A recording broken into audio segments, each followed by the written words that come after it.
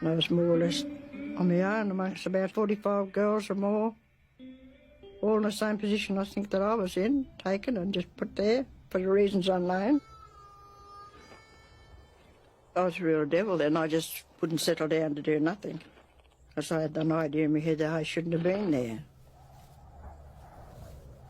You know, when you wake up in the morning, you think you're going to wake up and see your mum and dad, and you don't. You wake up and you're in a dormitory with about 14 or 15 other kids, all age groups. It's not very comforting. When you became a woman, you know, you got your periods, I didn't know what was going on. I was down in the toilet, I was like, blood, oh shit, what's happened here? And went up to the matron, and she said, oh, Adelaide, she said, you're turning into a woman. And all she did was handing me these things you have to wash yourself. And that, you know, so shit, what's going on here, you know? That's all we were told. Nothing. There was no love up there, none whatsoever. None.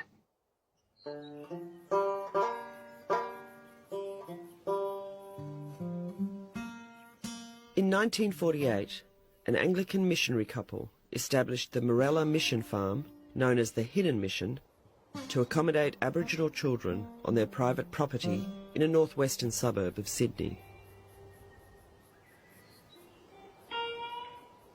The first child arrived in 1953, and the subsequent hundreds of children who passed through their gates became an unpaid labour force that supported the farm, which already benefited from government funding and public donations. Soon after being taken from her family at the age of 2, Rita Wright was transferred from the Cootamundra Girls' Home to Morella, where she remained until she was released, aged 19. I hate that place. I hate the name. I used to steal the oranges off the tree and hide them under the floorboards. And then they made us start reading the Bible. They shall not steal, you know. But you had to steal it to survive, just to have a feed, you know. We were hungry. We were treated like slaves. Done all the work. We kept that dirty farm going. We kept it going, and all the hidings over just tiny little things. They put us there because they say that my mum was a dirty, drunken woman. And we're supposed to have malnutrition.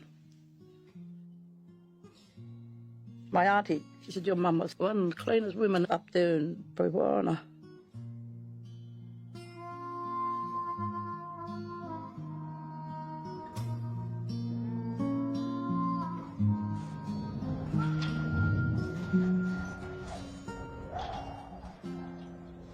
The first time I saw my father, he came up to the home.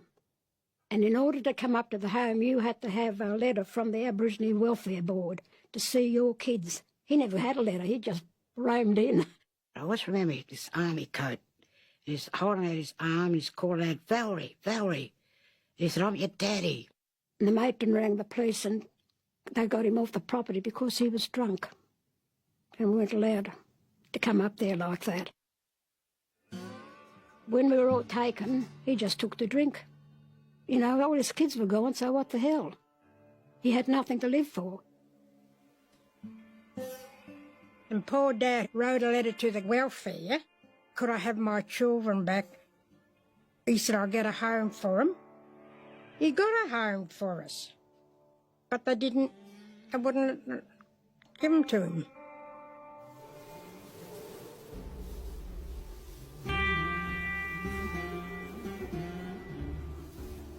You know, a girl came from Cootamundra.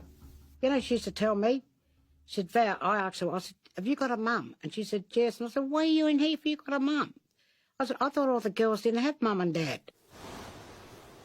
And she said, Val, if you go out to the peppercorn tree, put a cross on the peppercorn tree every night, he said, your mum will come.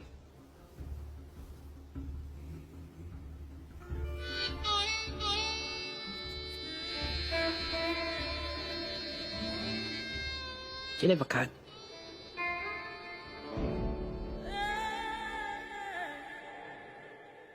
You know, I think for many of us, and I often heard our elders say this, it was that protection was kind of an ironic word, just like welfare was, and that the motivations behind the policy were much more about protecting white people from Aboriginal people.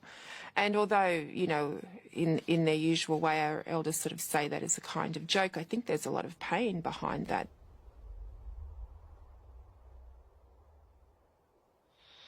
Try to bring them up as normal children and to teach them whatever we could as far as cleanliness and that was concerned, you know. And to live as white children, that was all we were trying to do. It's the only thing we could do with them.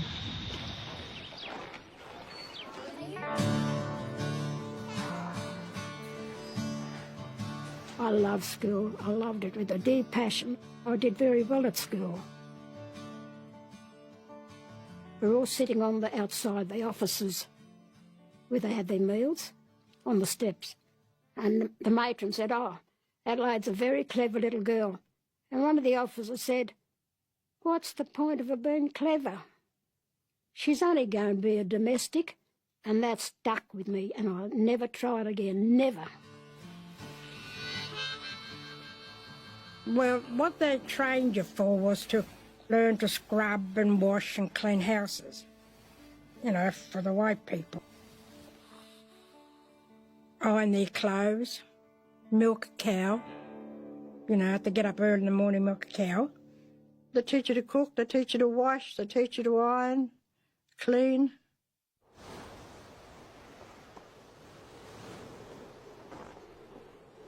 I used to muck up.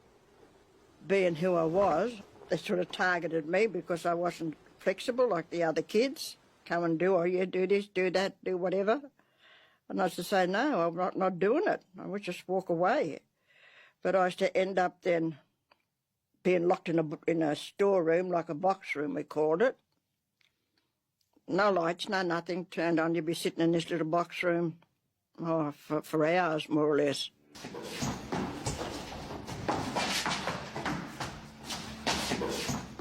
They get you and they push you in. You may try not go in, but they push you in.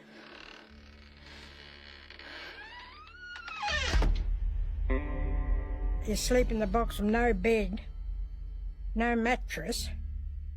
They don't bring in food or water for you. And you got to stay there overnight. It's real dark, you know, and you get scared. And I thought to myself, I can't cry because you're not allowed to cry.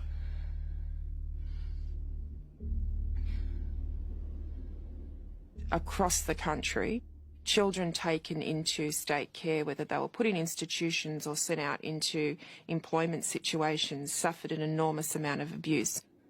Psychological, emotional, physical and sexual abuse.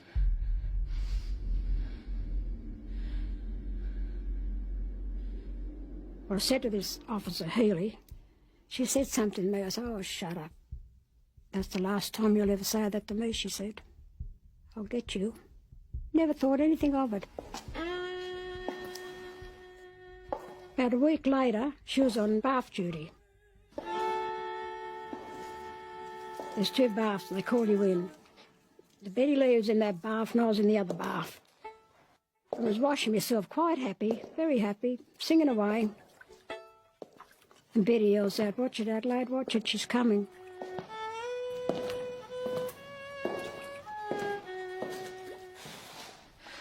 I felt this burning right across my back. I didn't cry. I wouldn't give her the satisfaction. That cat o' nine tails, that bloke down near the stockyards gave one of the officers that whip to keep us in hand. And that's what they used to use on the cattle, to get them into the different yards.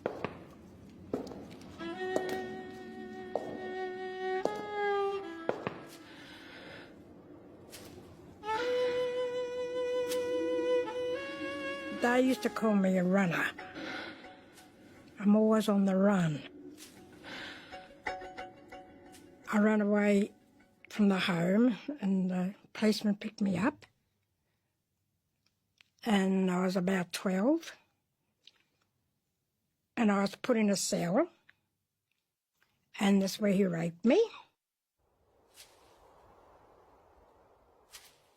I kept that to myself. I kept the rape to myself, because I always thought, well, you don't say those things or you get into trouble, and they won't believe you any rate.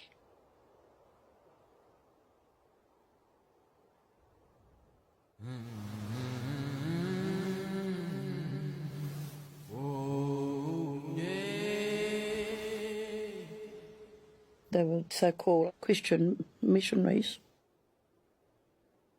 We was made to call him mum and dad. Or we used to call them little names on the side. I know you should not hate anybody, but he is one man that I really, really hate. Things he done was it's unbelievable, and they were supposed to look after us. Just to hit us, do other things you wouldn't believe. He abused me bad, done things that I was too frightened to tell people. Because I always thought no one believe me. And I'm still going in surgeries. From this day on, I'm still having surgery over this. At Westmead, I go there and I get tubes put in me, and still that happened to me, you know.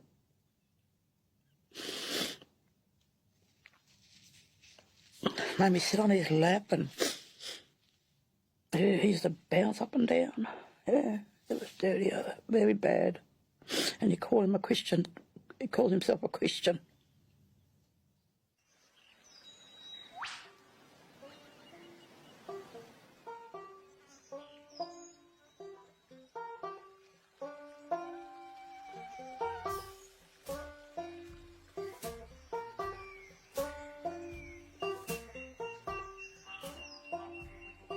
The tree was shaped like a horse, like getting on a horse. I jumped on it one day. I made out that I was taken off from Morella, sitting on it, and I was yahooing like this, thinking I was free. But the day had to end, you know, all the make-believe days, stories. It's very, very hard when you're in the homes, being treated like slaves, little children, we were kids, just slaves. To me, I don't like work at saying dog, but we were like dogs.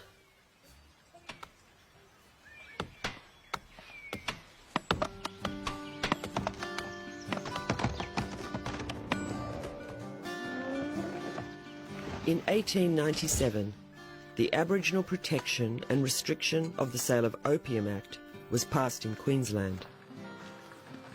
Under the guise of protecting Aboriginal people from physical and financial exploitation by their employers, this legislation allowed the state government to assume complete control over Aboriginal people's lives, including the power to control their welfare entitlements and wages, a strategy repeated across the nation. What happened for an Aboriginal person sent out to work under the government control was that, firstly, you had no idea how much the government was selling your labour for. They didn't tell you what wage you were supposed to get. Secondly, while you were working, up to 80% of your wage, in theory, was paid as what they call pocket money, which was money that the employer paid you during the 12-month work period. But this pocket money quota, the government always knew from the very, very beginning, was probably never properly paid. It was so easy for employers to say, yes, you got a shirt worth X amount, you got food worth X amount, you got tobacco, and that takes up the whole 80%, and so there's only 20% of the wage to be paid.